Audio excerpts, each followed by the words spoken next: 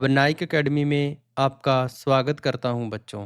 आज हम NCERT history का 10वां चैप्टर पढ़ने जा रहे हैं जो कि क्लास 6 का है। इसका नाम है इमारतें, चित्र तथा किताबें। लौह स्तंभ। महरौली में कुतुब मीनार के परिसर में खड़ा यह लौह स्तंभ भारतीय शिल्पकारों की कुशलता का एक अद्भुत उदाहरण है। तो आप यह देख सकते हैं महरौली का लौह स्तंभ जो कि लोहे से बना हुआ है। इसकी ऊंचाई 7.2 मीटर और वजन 3 टन से भी ज़्यादा है। इसका निर्माण 1500 साल पहले हुआ था। इस पर चंद्र नाम के एक विशाल शासक का जिक्र है। तो यह चंद्र के बारे में यह अंदाज़ा लगाया जाता है कि यह गुप्त वंश के थे। इसकी विशेषता यह है कि इतने सालों बाद भी इस पर जंग नहीं लगा। ईंटें और पत्थरों की इमारतें।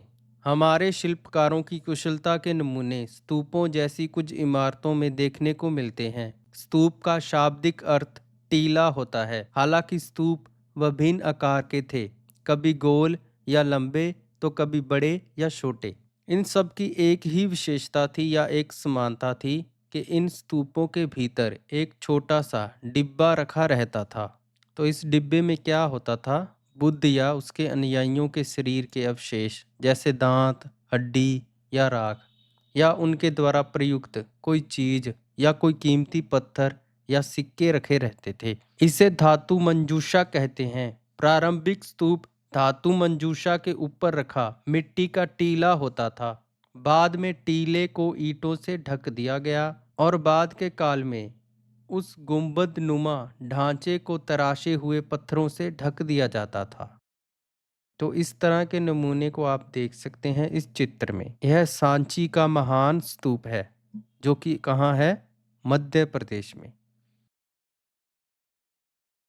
इस तरह के स्तूपों का निर्माण कई सौ साल तक चलता रहा। तो इन्हें बनाने में कई सौ साल लगे। इसका मतलब कई शासक इसे बनाते थे, कोई एक शासक इसे पूरा नहीं करता था। तो यह अशोक के जमाने के हो सकते हैं, जबकि रेलिंग और प्रवेश द्वार बाद के शासकों के काल से जोड़े गए हैं। स्तूपों के चारों ओर परिक्रमा करने के लिए एक वृत्ताकार पथ बना होता था जिसे प्रदक्षिणा पथ कहते थे। इस रास्ते को रेलिंग से घेर दिया जाता था जिसे वेदिका कहते थे। वेदिका में प्रवेश द्वार बने होते थे।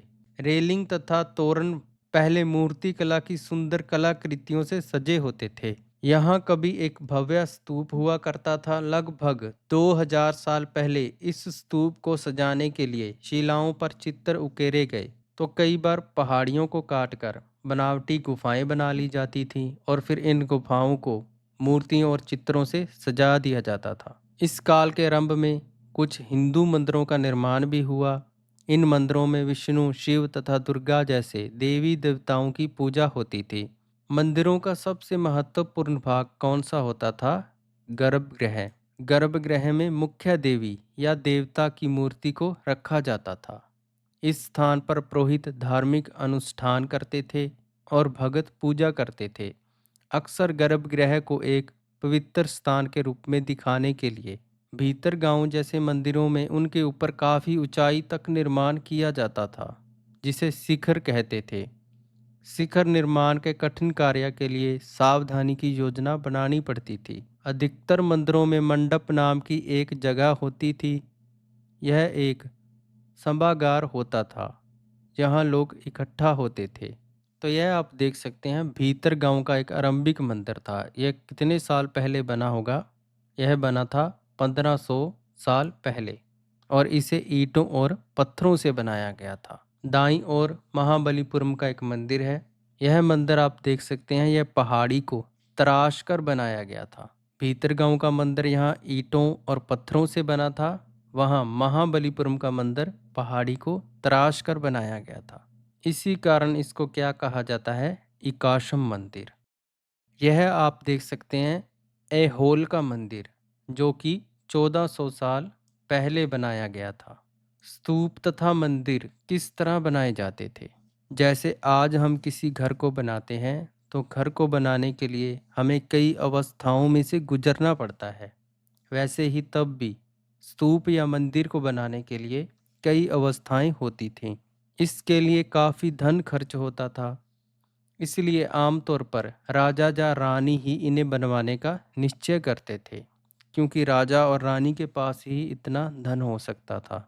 किसी आम व्यक्ति के पास तो इतना धन नहीं हो सकता था। तो सबसे पहला काम क्या होता था? अच्छे किस्म के पत्थर ढूंढकर शिलाखंडों को खोदकर निकालना होता था। फिर मंदिर या स्तूप के लिए सोच विचार कर तय किए गए स्थान पर शिलाखंडों को पहुंचाना होता था। यहाँ पत्थरों को काट छाँट कर तराशने के बाद खंभों, दीवारों की चौखटों, फर्शों तथा छतों का आकार दिया जाता था। इन सब के तैयार हो जाने पर उन्हें सही जगह पर लगाना काफ़ी मुश्किल काम हो जाता था, क्योंकि यह बहुत भारी भरकम होते थे। यह मंदिर आप देख सकते हैं, यह उड़ीसा का जैन मठ था। इसे पत्थरों को तराश कर बनाया गया था। यह 2 मंजिली है और यहाँ पर जैन भिक्षु ध्यान करते थे। यह आप देख सकते हैं, एक मूर्ति का चित्र है जो कि राष्ट्रीय संग्रहालय में पड़ा है।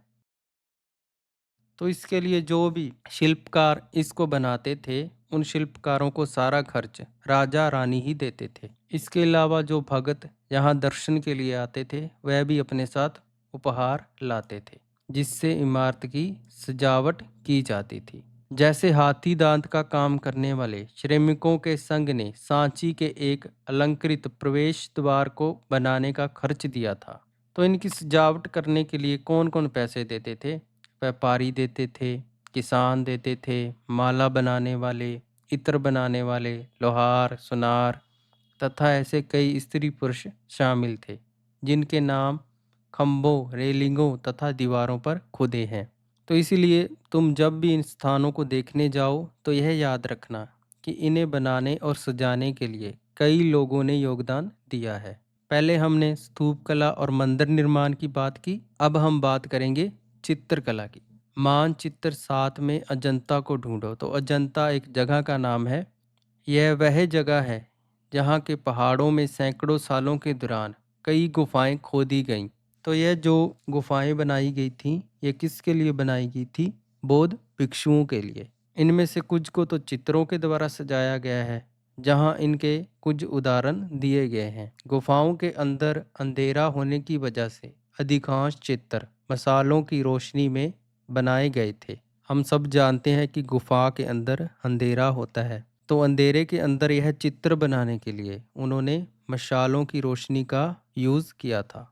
1500 साल बाद भी यह चित्र चमकदार है। यह रंग पौधों तथा खनिजों से बनाए गए थे। तो इस महान कलाकारी के कलाकार अभी अज्ञात हैं। यह आप देख सकते हैं अजंता के चित्र। इन्हें पौधों तथा खनिजों के रंगों के द्वारा बनाया गया था और मशाल की रोशनी में बनाया गया था। यह आज भी चमकदार है, इसे आप देख सकते हैं।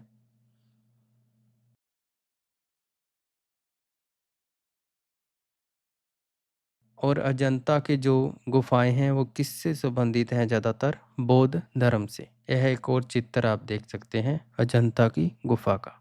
पुस्तकों की दुनिया। तो अब हम देख लेते हैं कि तब पुस्तकें कैसी थीं और कैसा लिटरेचर था। इस युग में कई महाकाव्यों की रचना हुई। यह ज़्यादातर स्त्री पुरुषों की वीर कथाएं या देवताओं से जुड़ी कथाएं हैं। करीब 1800 साल पहले एक प्रसिद्ध तमिल महाकाव्य शिल्प दीकारम की रचना इलांगो नामक कवि ने की। किसने की? इलांगो। इसमें कोवलन नाम के एक व्यापारी की कहानी है।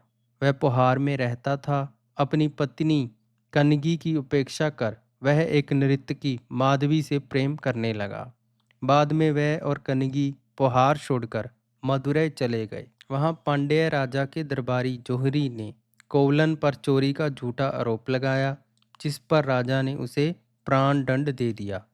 कनगी जो अभी भी उससे प्रेम करती थी, इस अन्याय के कारण दुख और रोष से भर गई। उसने मदुरै शहर का विनाश कर डाला। इसके अलावा एक और तमिल महाकाव्य मणि मेखलई को करीब 1400 साल पहले सथनार द्वारा लिखा गया। किसके द्वारा? सथनार के द्वारा। कितने साल पहले? 1400 साल पहले। इसमें कोवलन तथा माधवी की बेटी की कहानी है। यह रचनाएं कई सदियों पहले ही खो गई थीं। उनकी पांडुलिपियां दोबारा लगभग 100 साल पहले मिली। अन्य लेखक जैसे कालिदास संस्कृत में लिखते थे। पुरानी कहानियों का संकलन तथा संरक्षण। हिंदू धर्म से जुड़ी कई कहानियां जो बहुत पहले से प्रचलित थी, इसी काल में लिखी गईं। इनमें पुराण भी शामिल है। पुराण का शाब्दिक अर्थ है प्राचीन। पुराणों में विष्णु, शिव, दुर्गा या पार्वती जैसे देवी देवताओं से जुड़ी कहानियां हैं। मेघदूत का एक श्लोक। मेघदूत किसकी रचना है? कालिदास की। तो उसका एक हम अंश देख लेते हैं। यहाँ एक विरह प्रेमी बरसात के बादल को अपना संदेशवाहक बनाने की कल्पना करता है। देखो इसमें किस तरह कवि ने बादलों को उत्तर की ओर ले जाती ठंडी हवा का वर्णन किया है। तुम्हारी बशारों से मुलायम हो उठी मिट्टी की भीनी खुशबू से भरे, हाथियों की सांस में बसी, जंगली गूलर को पकाने वाली शीतल ब्यार तुम्हारे साथ धीरे धीरे बहेगी। तो इसमें उसने संदेशवाहक किसको बनाया है? बादलों को। इनमें इन देवी देवताओं की पूजा की विधियां दी गई हैं। इसके अतिरिक्त इसमें संसार की सृजना तथा राजाओं के बारे में कहानियां हैं। ज़्यादातर जो पुराण हैं वो क्या हैं? सरल संस्कृत में लिखे गए हैं, जिससे उन्हें सब सुन और समझ सकें। पुराणों का पाठ पुजारी मंदिरों में किया करते थे, जिसे लोग सुनने आते थे। दो संस्कृत के महाकाव्य महाभारत और रामायण लंबे समय से लोकप्रिय रहे हैं। तो आप भी बच्चे इन कहानियों से परिचित होंगे। महाभारत कौरवों और पांडवों के बीच युद्ध की कहानी है। इस युद्ध का उद्देश्य पुरु वंश की राजधानी हस्तिनापुर की गद्दी प्राप्त करना था। यह कहानी तो बहुत ही पुरानी है, पर आज इसे हम जिस रूप में मानते हैं वह करीब 1500 साल पहले लिखी गई। माना जाता है जो पुराण और महाभारत है, इन दोनों का संकलन किसने किया? व्यास नामक ऋषि ने। महाभारत में भगवत गीता भी है। तो भगवत गीता किसका हिस्सा है? महाभारत का। रामायण की कथा कौशल के राजकुमार राम के बारे में है। उनके पिता ने उन्हें वनवास दे दिया था। वन में उनकी पत्नी सीता का लंका के राजा रावण ने अपहरण कर लिया था। सीता को वापस पाने के लिए राम को लड़ाई लड़नी पड़ी। वह विजय होकर कौशल की राजधानी अयोध्या लौटे। महाभारत की तरह रामायण भी एक प्राचीन कहानी है, जिसे बाद में लिखित रूप दिया गया। तो यह जो कहानियाँ थी यह सदियों से प्रचलित थी, लेकिन इन्हें लिखित रूप बाद में दिया गया। संस्कृत रामायण के लेखक वाल्मीकि माने जाते हैं। आम लोगों द्वारा कही जाने वाली कहानियाँ। आम लोग भी कहानियाँ कहते थे, कविता और गीतों की रचना करते थे, गाने गाते थे, नाचते थे, नाटकों को खेलते थे। तो यह उस वक्त मनोरंजन का साधन भी था।